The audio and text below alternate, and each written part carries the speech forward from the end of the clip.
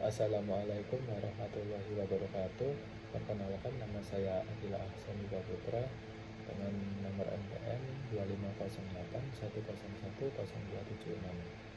Di sini saya akan menjelaskan 4 sub materi. Yang pertama ada pengertian induksi, yang kedua ada prinsip dasar induksi, yang ketiga ada contoh proses berpikir induktif, dan yang terakhir ada contoh penerapan induksi sederhana. Nah, saya akan menjelaskan pengertian induksi terlebih dahulu. Kenapa sih kita itu perlu belajar dan mengenal dan mengetahui tentang induksi atau yang biasa kita sebut dengan induksi matematika? Nah, kita perlu belajar ini karena komputer sejatinya tidak bisa untuk menguji suatu angka sampai tak terhingga. Contohnya, jika kita mempunyai algoritma perulangan atau looping yang berjalan sebanyak-banyaknya, nah kita tidak bisa mengujinya dengan memasukkan hanya dengan satu angka saja, maupun angka tersebut 1 miliar sekalipun. Tetapi hal itu bisa diselesaikan dengan menggunakan induksi matematika ini untuk menguji algoritma tersebut agar menghasilkan output yang sesuai dengan berapapun input yang kita masukkan. Nah, kita sebagai informatika, kita pasti sering berhadapan dengan data atau proses yang jumlahnya tak terhingga. Misalnya kita memproses 1000 buah data dengan 1000 buah data tersebut adalah bilangan bulat positif. Nah, disinilah induksi, yaitu sebagai metode pembuktian untuk proposisi yang berkaitan dengan bilangan bulat.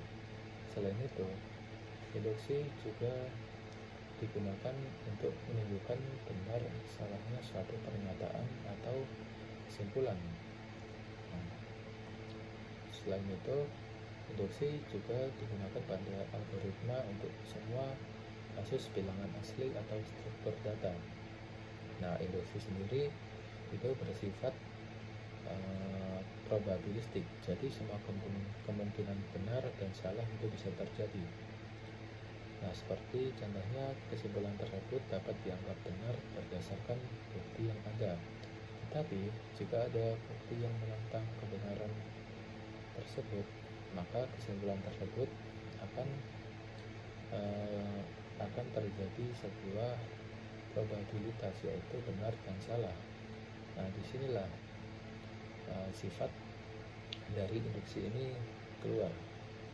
Nah, jadi bisa ditarik kesimpulan bahwa induksi merupakan metode atau sebuah metode analisis untuk menganalisis dan menarik satu kesimpulan dari sebuah peristiwa. Nah, contoh dari penerapan induksi yaitu yang pertama ada pembuktian algoritma looping. Nah, di algoritma looping ini kan sebuah kondisi yang selalu benar pada 3 fase tertentu, yaitu sebelum perulangan, setelah itu ada setiap perulangan yang terjadi, yang terakhir ada setelah perulangan selesai. Nah, disinilah induksi berperan untuk membuktikan bahwa perulangan kode pada algoritma, yaitu kode seperti for atau while, dapat memberikan hasil yang tepat. Setelah itu ada kebenaran rekursif, yang dimana kebenaran rekursif ini merupakan cara kita untuk menjalankan kode dengan memecahkan sebuah masalah. Nah, disinilah peran induksi adalah untuk menganalisis dan membuktikan bagaimana kode yang memanggil dirinya sendiri. Contohnya seperti pencarian data atau binary search menghasilkan output yang benar dengan berdasarkan inputan kita. Nah, yang terakhir yaitu ada struktur data tree. Nah, di mana struktur data tree ini memiliki kesamaan seperti pohon biner, yaitu struktur datanya yang tumbuh secara dinamis. Nah, yang saya maksud tumbuh secara dinamis yaitu penyimpanan datanya dari kedua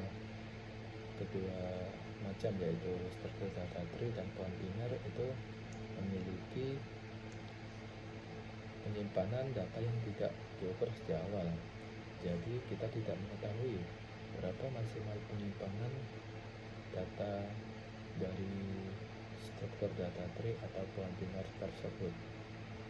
Nah, disinilah peran induksi sangat penting untuk menganalisis berapa kapasitas maksimal yang ada pada data yang bisa ditampung berdasarkan tinggi pohon tersebut atau berapa jangkauannya, dan juga untuk memastikan data terus bertambah secara tak terhingga. Induksi juga menjaga operasi di dalam tetap bekerja secara efisien dan tidak merusak sistem walaupun data terus terjadi loopingan. Oke, mungkin itu saja penjelasan singkat tentang pengertian induksi. Sekarang saya akan melanjutkan ke dalam prinsip dasar induksi. Oke, masuk ke dalam prinsip dasar induksi. Di prinsip dasar induksi ini saya akan menggunakan analogi domino, yang dimana analogi domino ini sangat mudah untuk dimengerti pada penjelasan induksi, khususnya di prinsip dasarnya. Nah, dengan menggunakan analogi domino, kita akan mengetahui bahwa domino memiliki banyak deretan yang sangat panjang, dari deretan 1 dan seterusnya sampai garis akhir. Nah, dengan kita hanya mendorong domino pertama, maka domino yang kedua juga akan ikut terjatuh. Begitupun seterusnya sampai domino di garis terakhir. Nah, dari analogi domino ini kita bisa menyimpulkan bagaimana cara kita membuat dan menjalankan sebuah algoritma dengan hanya satu gerakan. Nah, prinsip dasar induksi ini biasanya terdiri dari 2 langkah untuk menunjukkan suatu pernyataan benar semua bilangan asli.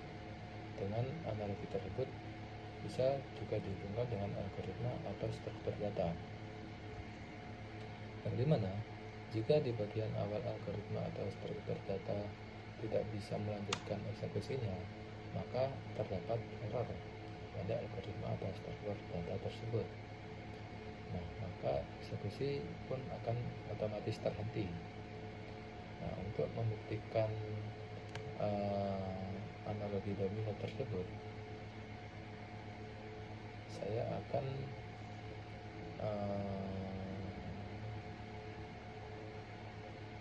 menggunakan 2 langkah untuk membuktikannya. Langkah pertama yaitu basis induksi, yang dimana di langkah pertama ini kita itu harus memastikan bahwa domino pertama harus jatuh pada saat kita dorong ke belakang atau ke arah domino kedua. Nah, barulah di langkah kedua kita ini merupakan bagian terpentingnya, yaitu kita memastikan jarak antara domino 1 dengan domino yang kedua cukup dekat, begitupun dengan domino yang ketiga dan seterusnya. Nah, jika domino kedua tersebut jatuh, maka domino berikutnya yaitu domino ketiga dan seterusnya pasti akan ikut jatuh dan seterusnya. Dan sebaliknya, jika domino kedua ini tidak jatuh, maka jarak antara domino 1 dan 2 itu terlalu jauh, dan itulah yang menyebabkan yang bisa kita maksud sebagai eksekusi itu terhenti. Seperti yang saya bilang tadi, jika algoritma atau struktur data tersebut tidak bisa melanjutkan eksekusinya, maka terdapat kesalahan, maka eksekusi tersebut otomatis akan berhenti. Nah, di sini ada 3 langkah tanpa analogi untuk membuktikan atau untuk menjalankan sebuah case. Nah, di langkah pertama yaitu langkah basis, kita harus membuktikan bahwa pernyataan tersebut atau kesimpulan tersebut benar untuk semua kasus pertama atau di kondisi paling awal yang biasanya bernilai n sama dengan 1 atau n sama dengan 0. Nah, di langkah kedua yaitu hipotesis induksi, kita berasumsi dengan mengasumsikan bahwa pernyataan tersebut benar untuk suatu nilai. Nah, di mana nilai tersebut lebih dari 1. Nah, di langkah kedua kita hanya bisa mengasumsikan, tidak dengan membuktikannya. Dengan kita hanya bisa membuat asumsi sementara, yaitu nilai bernilai benar. Nah, ke langkah yang terakhir yaitu langkah ketiga, yaitu menggunakan asumsi dari langkah 2 yang kita asumsikan semua benar di langkah kedua. Nah, di langkah ketiga ini kita membuktikan secara logis bahwa pernyataan yang sudah kita asumsikan tersebut juga harus benar. Nah, barulah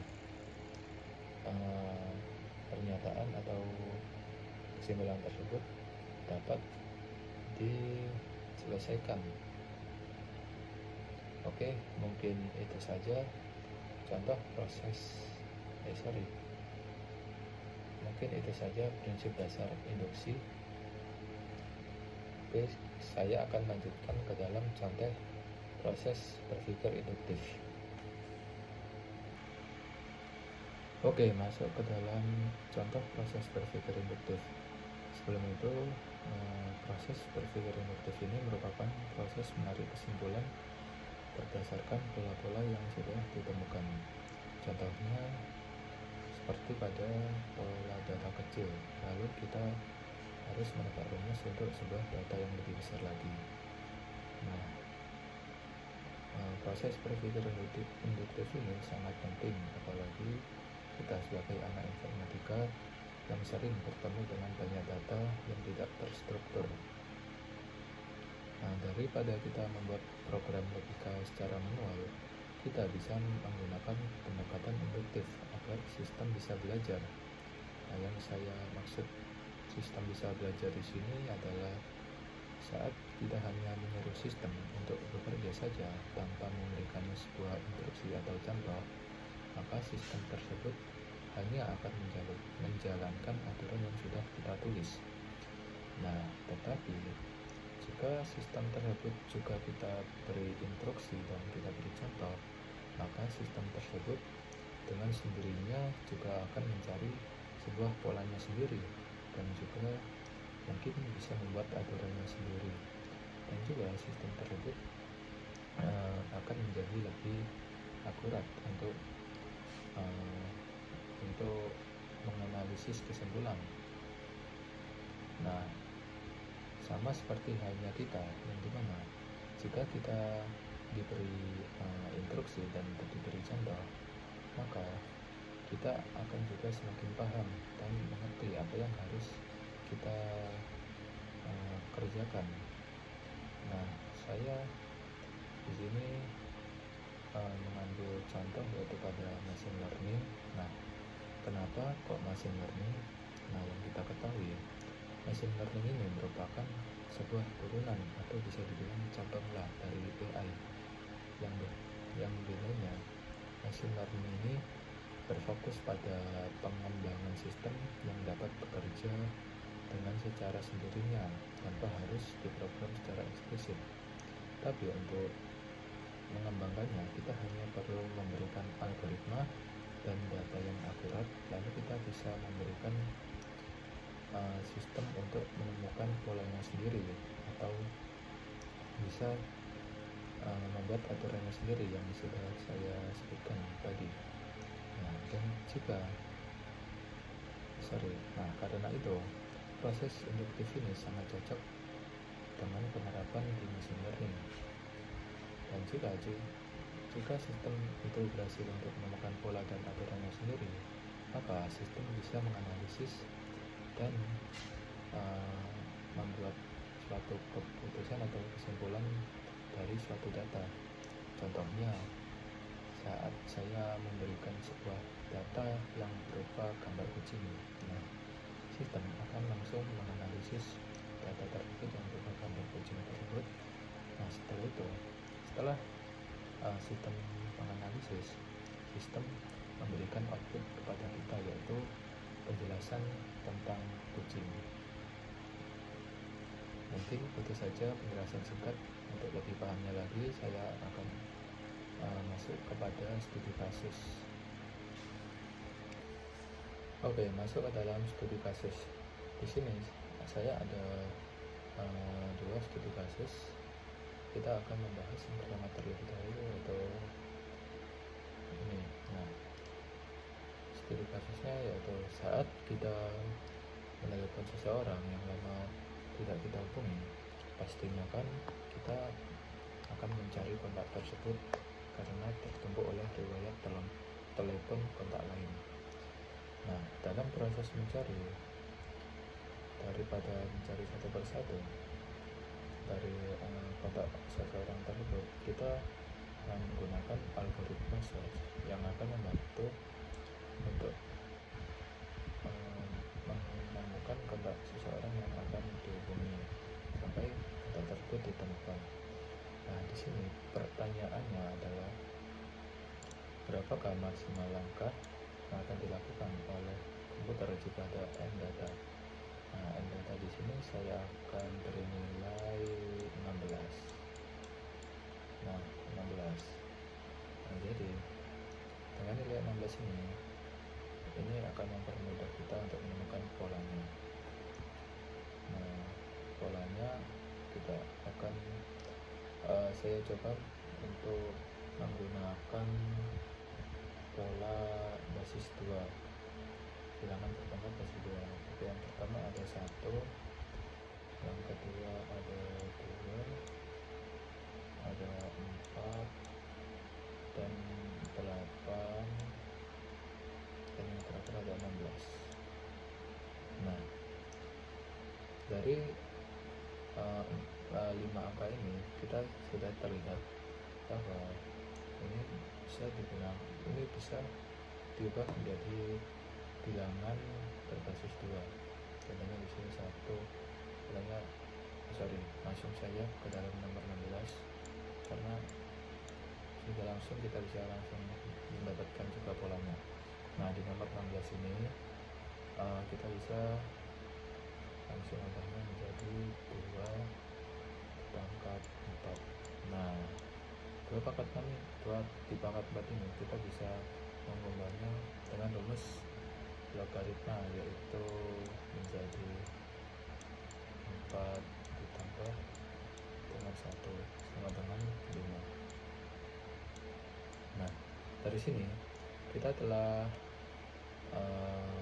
menemukan polanya, yaitu 5 langkah untuk maksimalnya. 5 langkah. Nah, dari agak jelek ya. Nah, dari di data 16 ini kita setelah menemukan bahwa maksimal langkah yang harus kita lakukan yaitu ada 5 langkah.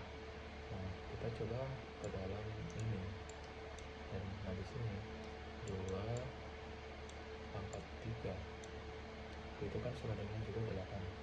Nah, kita ubah lagi seperti yang nomor 5 ini menjadi 3 ditambah 1 sama dengan berapa? 4 langkah. Nah, jadi kita telah menyelesaikan semua polanya di sini. Jadi untuk nomor 1, 2, dan 3 ini menjadi langsung saja 1 langkah, ini 2 langkah, dan ini 3 langkah. Nah, jadi kesimpulannya berapa maksimal langkah, yaitu 5 langkah dari 16 data ya, dan kita menggunakan cara dengan bilangan berbasis 2. Oke, saya akan lanjutkan ke dalam studi kasus yang nomor 2. langsung saja geser. Nah, di sini yaitu cara menemukan pola bilangan dengan menghitung bilangan ganjil dengan cara menjumlahkannya secara berurutan.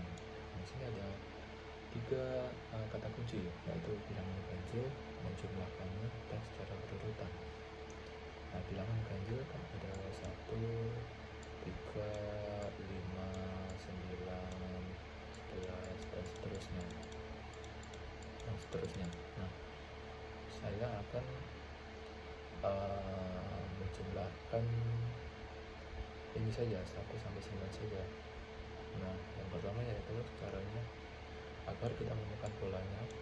Maka yang pertama itu dengan menuliskan angka 1 terlebih dahulu. Nah, di angka 1 ini kita kan sudah menjumlahkan, mensubstitusikan 1.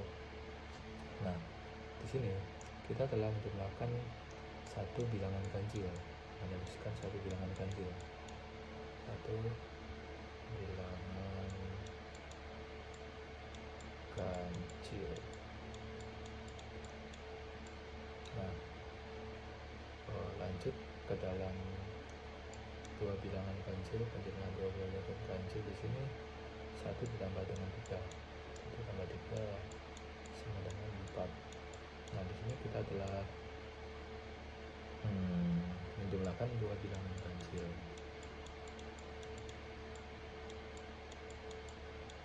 Oke, lanjut ke dalam yang terakhir, yaitu 1 ditambah 3 tambah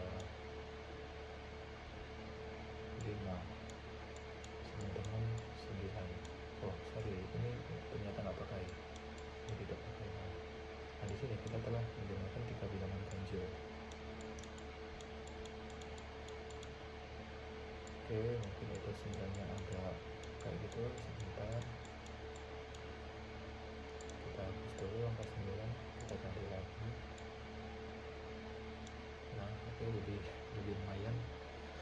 Nah, di sini kita bisa lihat polanya 149.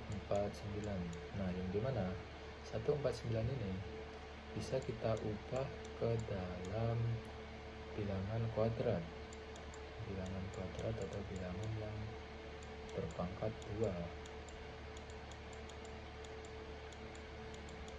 Nah, contohnya pada nomor 1 di sini, hasil 1 ini akan menjadi 1 kuadrat. Yang kedua yaitu 4 di sini menjadi 2 kuadrat. Yang terakhir yaitu 9 menjadi 3 kuadrat. Nah, di sini kita telah berhasil menemukan polanya, yaitu dengan pola bilangan kuadrat. Jadi kesimpulannya, dengan cara kita menjumlahkan bilangan ganjil secara berurutan, maka kita akan menemukan pola, yaitu pola bilangan kuadrat. Nah, mungkin itu saja penjelasan singkat tentang contoh proses berpikir induktif. Setelah itu kita akan masuk ke dalam pembahasan yang terakhir. Oke, sekarang masuk ke dalam pembahasan yang terakhir, yaitu contoh penerapan induksi sederhana. Nah, induksi sederhana ini merupakan metode yang tidak kalah penting dari penjelasan yang sebelumnya. Nah, karena di induksi matematika ini memiliki peran penting dalam memastikan sebuah algoritma atau struktur data berjalan dengan benar untuk semua input yang kita masukkan. Jadi agak-agak mirip dengan yang dijelaskan sebelumnya. Nah, di sini saya akan membahas contoh konsep dasarnya terlebih dahulu. Untuk konsep dasarnya tidak jauh dari seperti analogi domino yang saya sudah jelaskan sebelumnya. Nah, di sini konsep awalnya itu untuk cara kita mudah memahami induksi, kita kita juga bisa menganalogikan dengan deretan kartu domino, di mana domino ini kan memiliki dua syarat agar kita yakin bahwa semua kartu yang ada dalam barisan akan terjatuh. Nah, syarat yang harus dipenuhi yang pertama adalah pertama yaitu langkah dasar. Nah, di langkah dasar ini kita harus menjatuhkan kartu pertama. Setelah itu lanjut ke langkah kedua yaitu langkah induksi, di mana di langkah kedua ini kita memastikan bahwa jarak antar kartu cukup dekat, sehingga jika kartu pertama jatuh maka kartu yang di belakang dan seterusnya akan jatuh sampai pada kartu barisan di paling akhir. Nah, jika kedua langkah tersebut berhasil, maka sudah bisa dipastikan bahwa seluruh barisan domino akan jatuh satu persatu.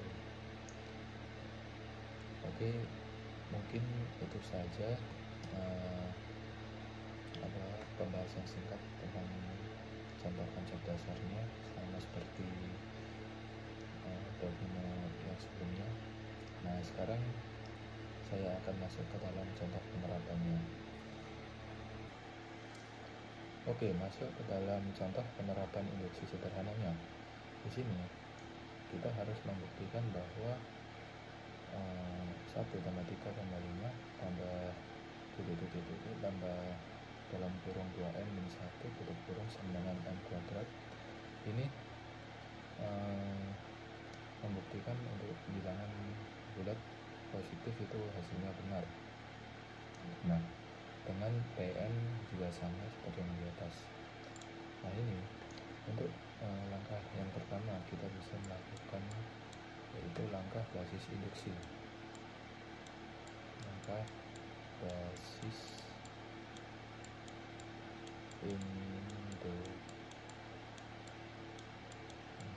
induksi. Nah, gimana basis induksi ini? Kita harus menyamakan ruas kanan dan ruas kiri. Nah, apa yang disamakan? Yang disamakan adalah n-nya. Nah, di sini kita langsung masukkan saja n sama dengan 1. Nah, di ruas kiri kita telah memasukkan n sama dengan 1. Ini di ruas kiri.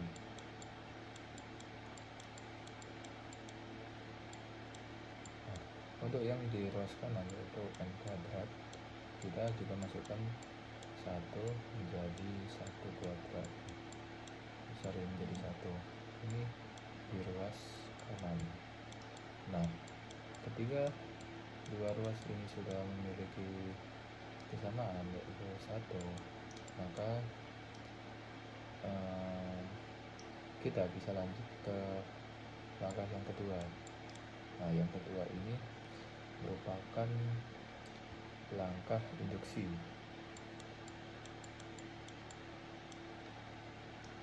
Nah,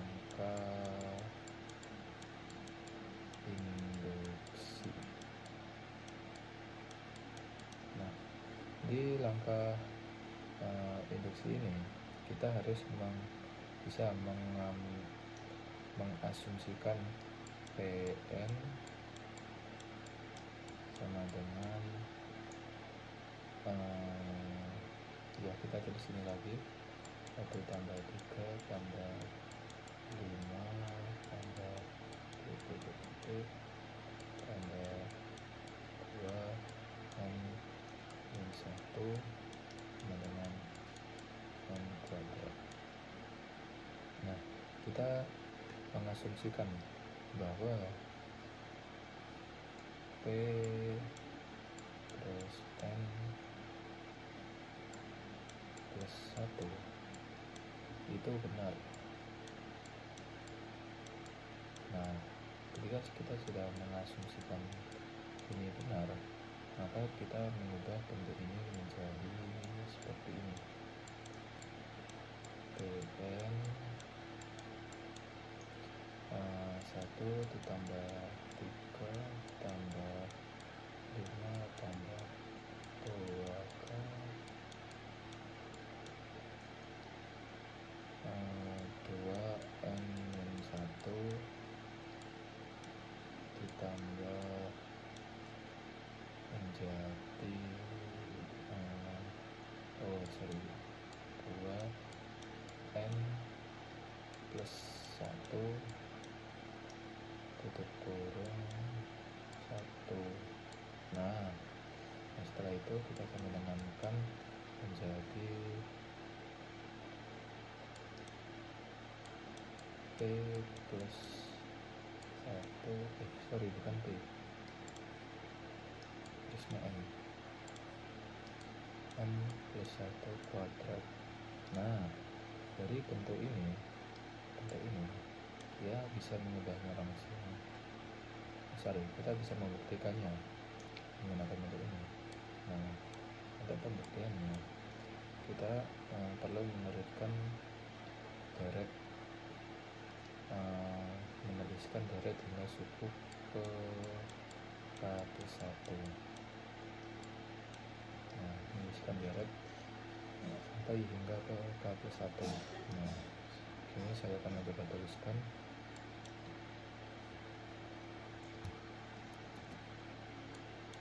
Satu ditambah 3 tambah 5 ditambah seret tambah 2K 2N plus 1. Ini bukan K, ini N. Nah, 2N plus 1 setelah itu tutup kurung lagi ditambah 2K plus 2 min 1. Nah, setelah kita mengubahnya ke dalam deretan hingga suku ke ini N plus 1, maka kita lanjut ke dalam langkah selanjutnya, yaitu dengan menggunakan asumsi induksi K plus 2. Ini saya kasih poin-poin dulu. Namanya ke asumsi induksi K kuadrat. K lagi, bukan K, N kuadrat.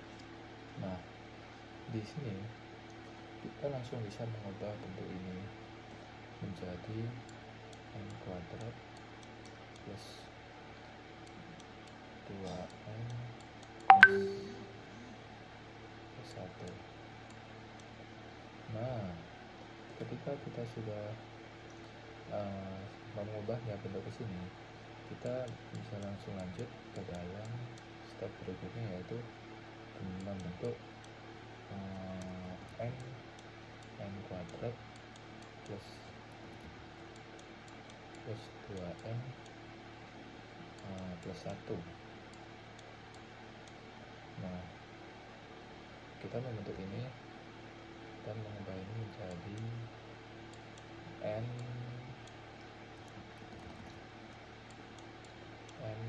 plus